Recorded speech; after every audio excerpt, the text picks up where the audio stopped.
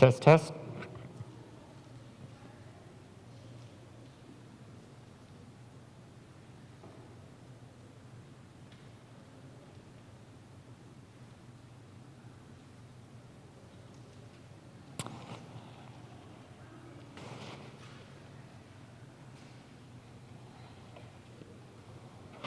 Thank you for your patience. While we just get started here, this is our last class for this unit, so that's exciting. I'm just going to need my, whenever you're ready, Crystal. Good. Yeah. So. Oh, you know what? I forgot to turn on the TV. That would be helpful. Let me get the TV on. It's okay. Here, I'll take it. I thought I was on top of it. No worries.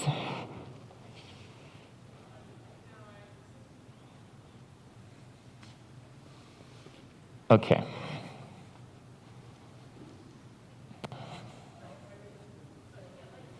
Did anybody bring your homework in writing?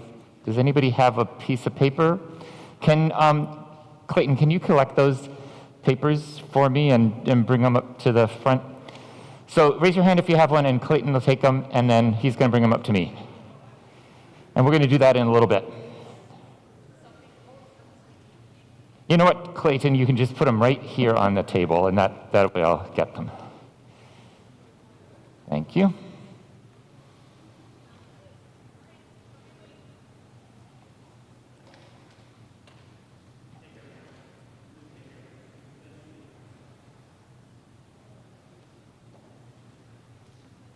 Great. Oh, good. Some good ones there. All right, excellent.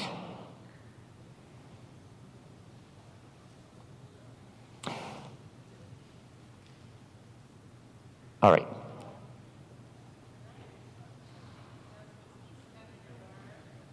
So we are continuing our study of the 10 Commandments. And today we're going to start with something a little bit different. Krista, if you want to advance, there's those 10 Commandments. Yes, so today, surprise, we're going to have a pop quiz. I know. Now listen, don't get anxious. I don't want you to be anxious. This is going to be the best pop quiz that you have ever had, I promise. Okay? Here's why. It's the best pop quiz that you have ever had. First of all, you are going to write down answers, but you're not going to put your name on the top of the paper, so I'm not even going to know who writes down which answers. Okay? Secondly, this pop quiz is not to test how much you know, it's to test how good I was at teaching you.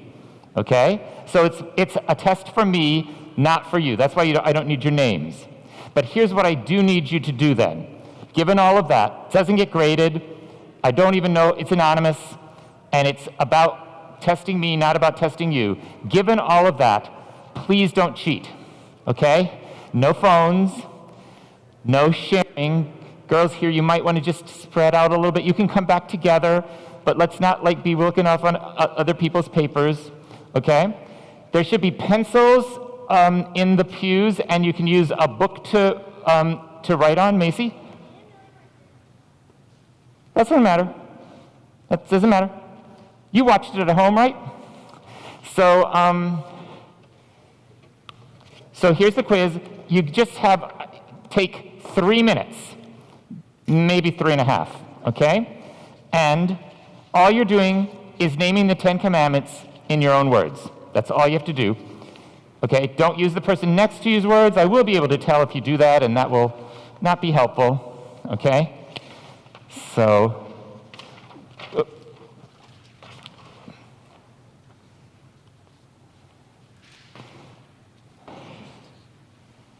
I think that's enough. Tell me if you run out. Gavin, you're going to have to get up and come over here for me. Oh, how many more? Excellent. Did you have extras over here? Did everybody get one? Look at that. We have a big group here today. Great, good job. All right.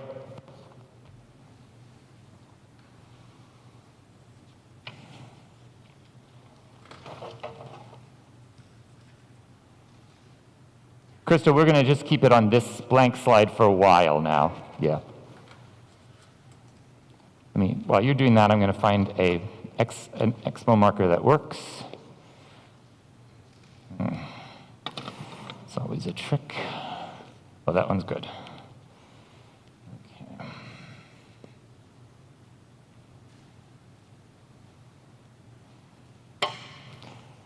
All righty.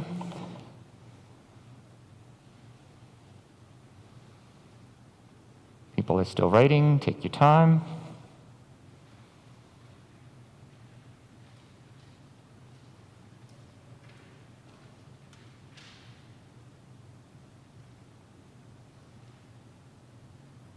Remember, don't put your name on it.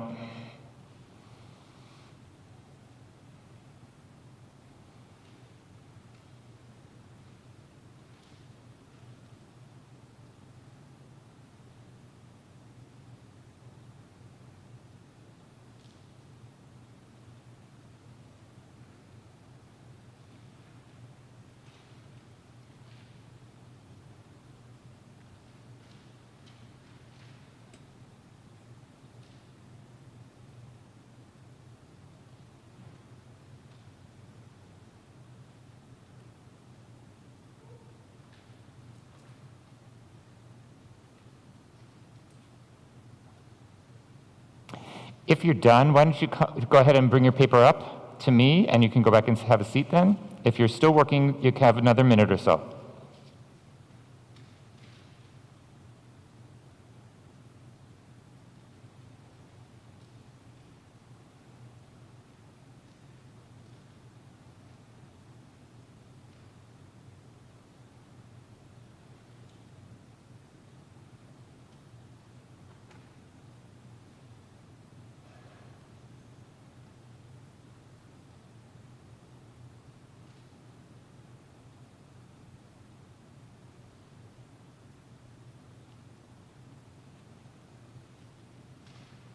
Thank you, sir.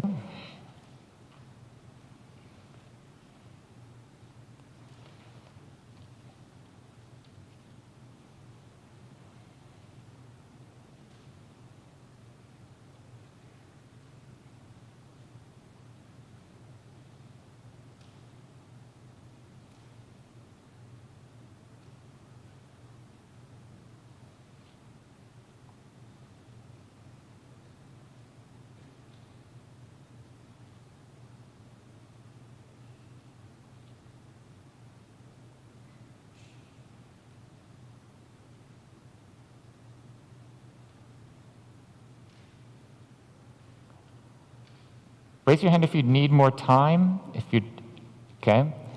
Okay. If you don't need more time, let me have the papers.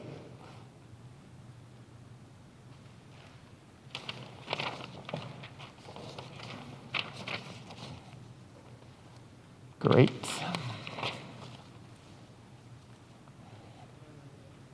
That's okay. Awesome.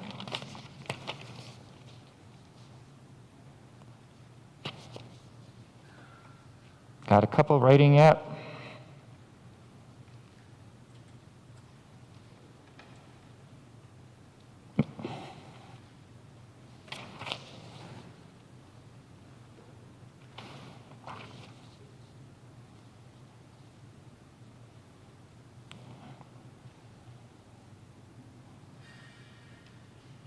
How you doing back there? Ready?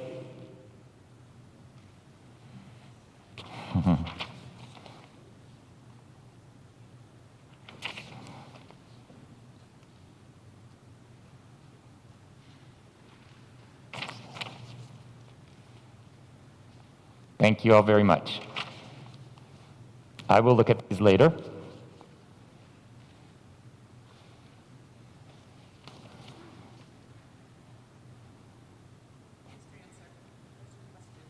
Question.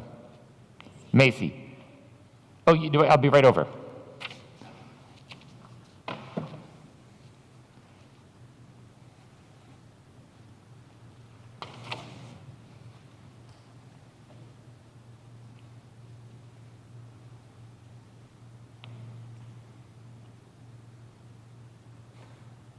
Don't worry about it. It's close enough.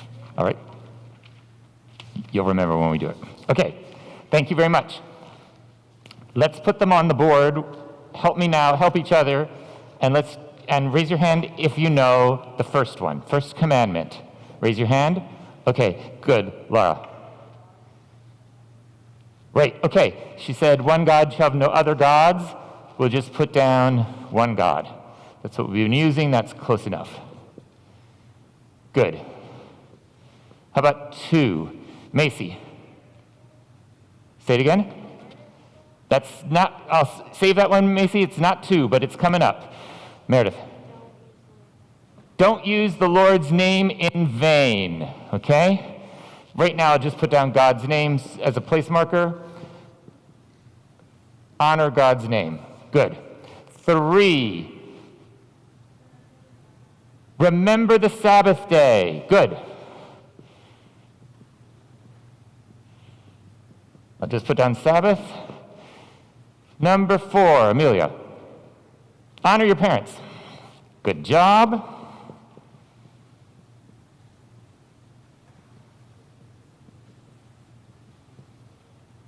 Number 5. What's number 5, Macy? No murder.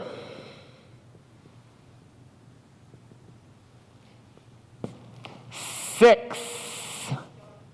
Don't cheat and not on a test.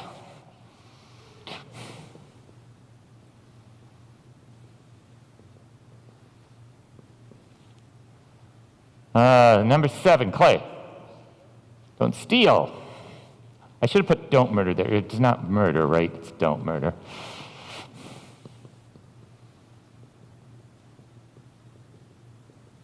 Some were having a little trouble at the end here. What's number 8? Go ahead, Emmett. Don't lie about your neighbor, right?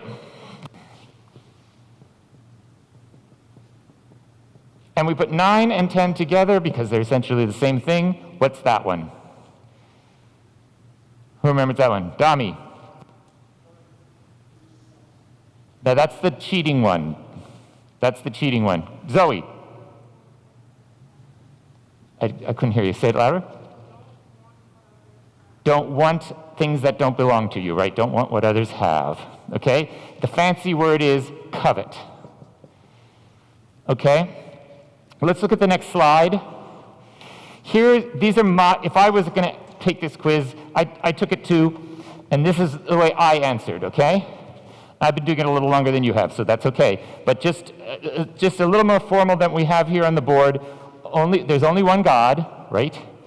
So we worship only one God, and remember not to worship other gods, including ourselves. 2, honor God's name, okay?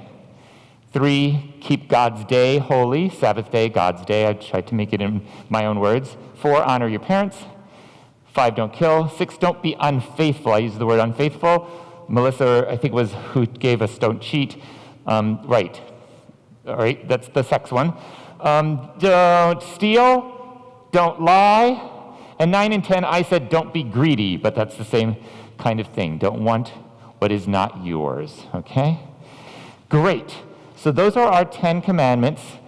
You're doing a great job remembering them, and I'm not big on memorizing, except memorizing in your own words so that you know what they are, not that you have to say them word for word, like I had to back when I was your age. Now, you all wrote some new commandments. Braylon's not here today. Let's start with hers because she gave me one through an email, and I liked it a lot. So we're going to do some, let me erase here and do some new commandments that you guys are come up with. Okay? We might have I think I have pretty many papers here, so that's great. Where's the good one here? Again, I'm going to try to do this in shorthand here, okay? So she said basically, thou shalt not speak ill of people from the opposite political party. Okay? So I'm just going to I'll put down political parties. What do you think about that one? Okay? Thou shalt not speak ill of people from another political party. Any comments? I got a thumbs up from Zoe.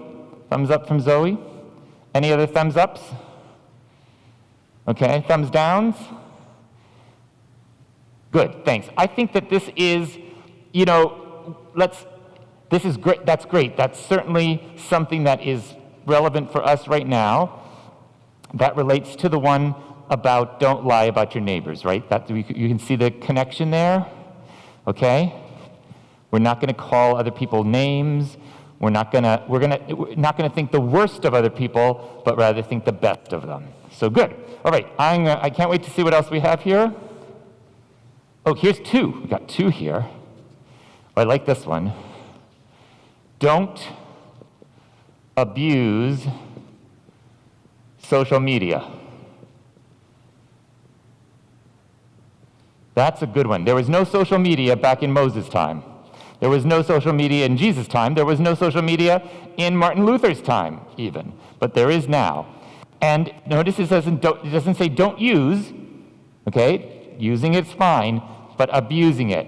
Using it to the extent that you're not in the moment, that you're not in relationship with your family, your friends, your school, your classmates. Good. And this also says,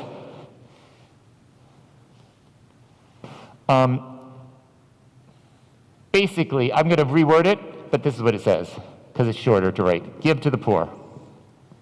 This person wrote, provide to the less fortunate, which is the same as saying give to the poor. That's great. That's great. And that's implied in the don't steal one, right? But it's not exactly spelled out, and it's nice to get it really spelled out there. Anybody have any comments about any of those? I don't want to cut you guys off. I'm also mindful of our time. Here's another one. Don't take the use of technology for granted, okay? So, not just social media, but all technology, I suppose, can be abused, right? Can be used for bad purposes or for good. And that's something that we have to be aware of and be careful of. Wow. Treat others with equality. Think of others before yourself. I love that.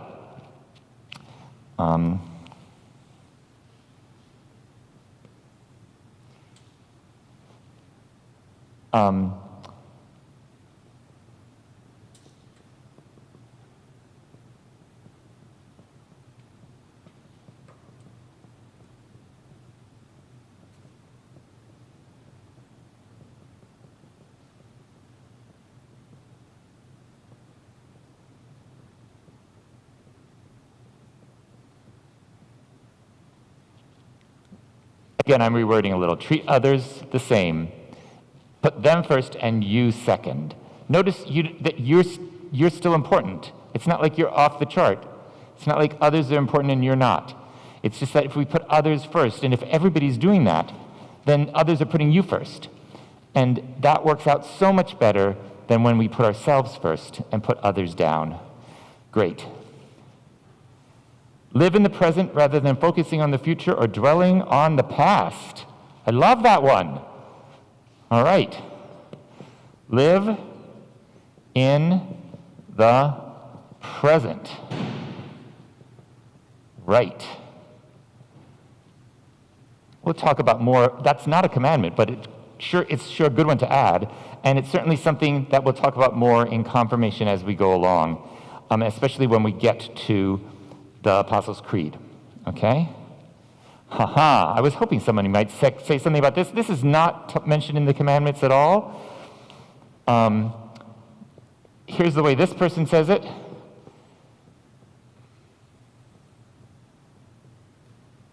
But let's just talk about the environment, right? That's a good one that's not there. There's no talk about the environment really in the commandments, is there? There's a lot of talk about our relationship with God, our relationship with others, but how about our relationship with the rest of God's creation? Excellent. Don't pollute, but just in general, take care of God's creation. We see that other places in the Bible. It's not like that's not anywhere in the Bible. It's just not in the Ten Commandments. Okay, I have a few more here. The Lord first. Okay, well that's sort of like the first commandment. And then share what makes you happy. Can I just put, how about if I put share joy? Is that saying the same thing, whoever did that one? You don't have to answer, but share joy. That's an awesome thing to do. Lots of people share problems. And sometimes we need to, it's not like you don't want to talk about your problems with others, okay? But try to share joy with others. Great one. These are awesome, gang. You thought very hard about this and did a good job. This one says protect the earth, and that I'm going to put back with this. That's the positive of this, right? Protect the earth. Good thinking. And I think, there's a couple more here. Okay. 2 more. Protect the earth. You guys were, treat your neighbors how you want to be treated. That's this one up here. Okay? So we came up with 7 different ones. All right? Excellent job. Anybody else have any out there that you thought of while we were talking? Emmett.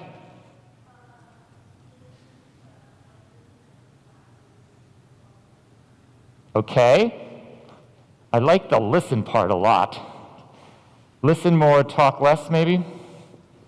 We could all do that sometimes. And value others. That's here someplace else, isn't it? Yeah, I think that put them first and you second is similar. Good. Do you have something else, Dami? Or are you just scratching your head?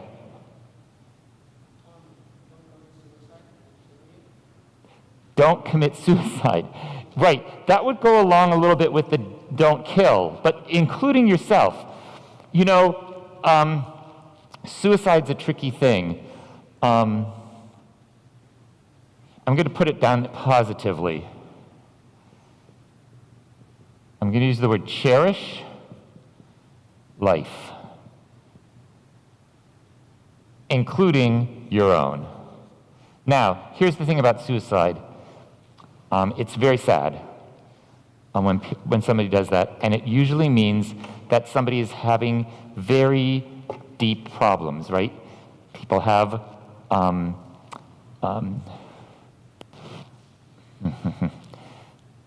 depression. People have other serious psychological problems, and sometimes it can lead to suicide. So it's not like, we don't want to call that a sin against God. It's an illness that needs to be treated and hopefully can be treated so that the person can, between a combination of therapy and also sometimes medication, so the person can feel better and not have those suicidal thoughts. If you or anyone you know has suicidal thoughts and you find out about it, please, please, please, immediately go to someone, an adult, a teacher, a counselor, a parent, a pastor, me, somebody, and tell them about it, because it's really important that you or the other person that you know gets help right away, okay? Because it's a terrible, tragic thing. So please take that seriously always, okay? Good. Anything else? You guys are awesome. There is, let's go on, Crystal, to the next one. There is we're using Luther's Small Catechism. And there is a conclusion to the Ten Commandments in the Small Catechism. If you read them like I asked you to, you'll see that at the end of the 10, he has a conclusion. Let's look at that together right now. We're going to look at, you don't need to get out your phones. We'll look at it on the big screen. I have it here. Here's what Luther says at the end of the Ten Commandments. God says the following: I, the Lord your God, am a jealous God, punishing children for the iniquity of parents to the third and fourth generation of those who reject me, but showing steadfast love to the 1000th generation of those who love me and keep my commandments. That is a part of the Ten Commandments in Exodus chapter 20. That sounds pretty harsh, doesn't it? Okay, it talks about God punishing people, and not only punishing people, but punishing their children and their grandchildren and their great-grandchildren for what? For those who reject God, okay? And then it goes on, just wait, it gets even better. Next one. It says, God threatens to, this is what Luther says about that. God threatens to punish all who break these commandments. Therefore, we are to fear his wrath and not disobey these commandments. What does the word wrath mean? Does anybody know what the word wrath means? Dami.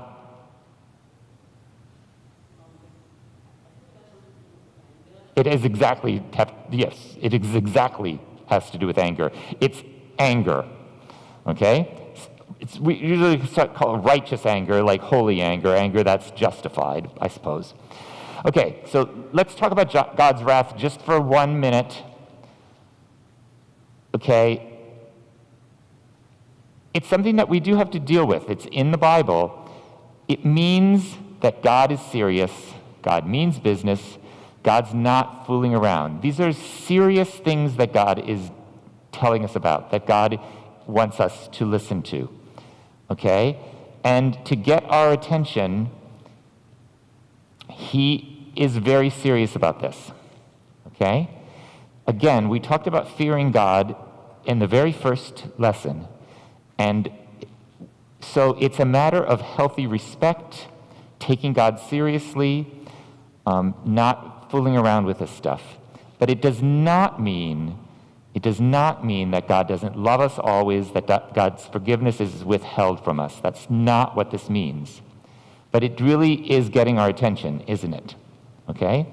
And about the punishing generations, you know, I think that when I think about that, I think about how we bring that on ourselves, okay?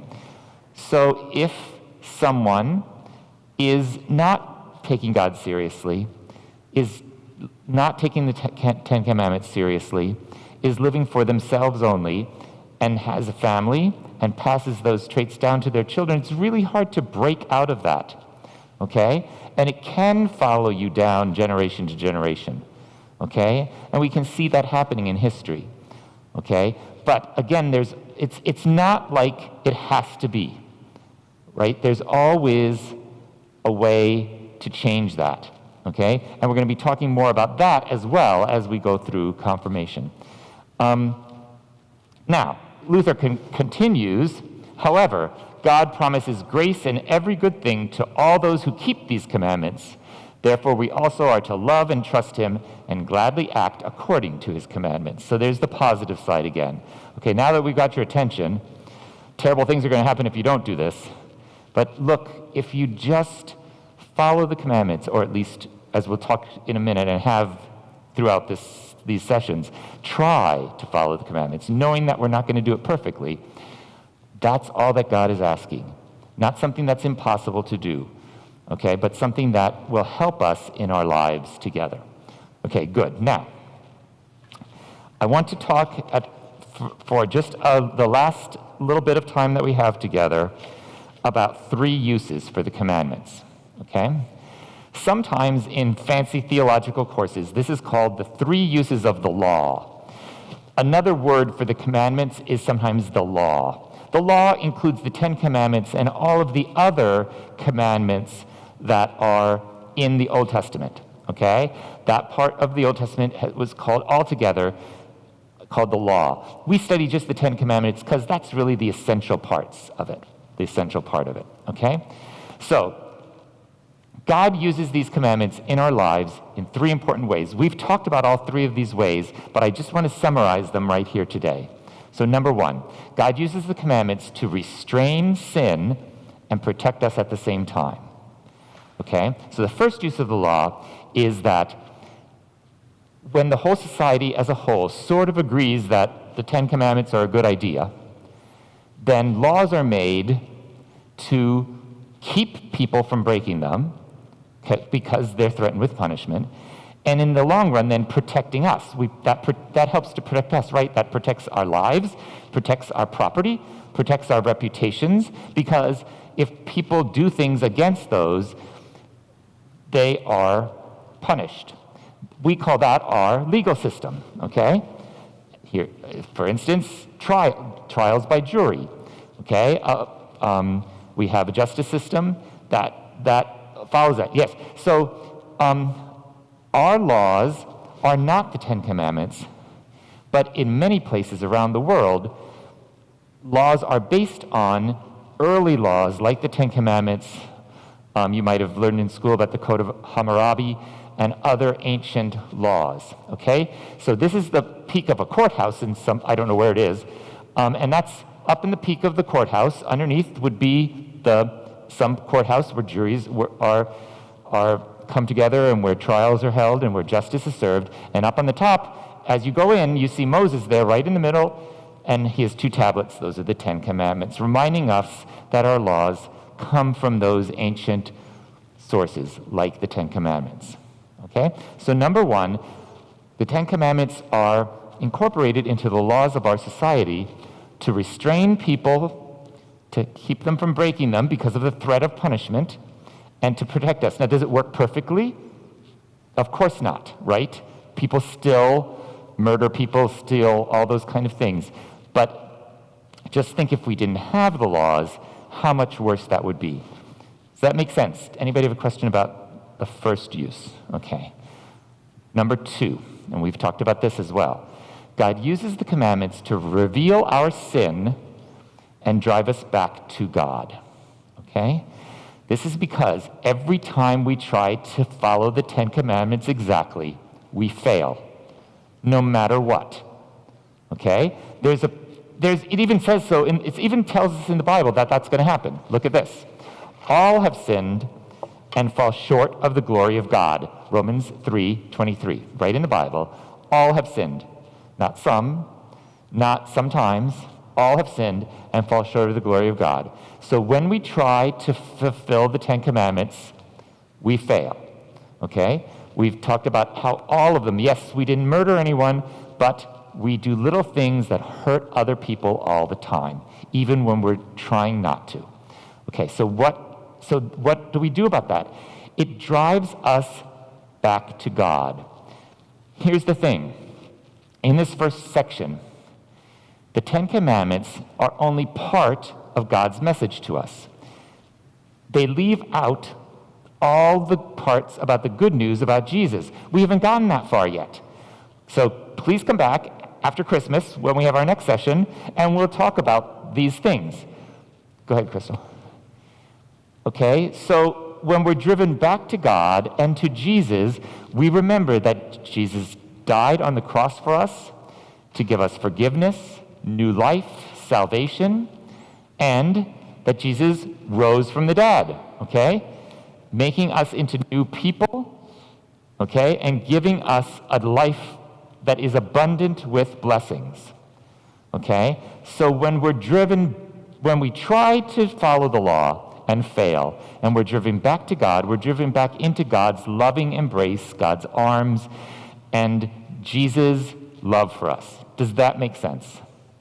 Okay? There's a third and final use of the law, and that is as a guide. Okay? A guide for living life that's going to be filled with joy and blessings. Okay? Next. Go ahead. Just because we're always going to fall short of keeping the Ten Commandments doesn't mean we shouldn't try. That's the problem.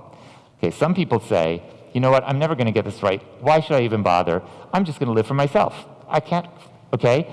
But that doesn't work either. That's much worse, okay?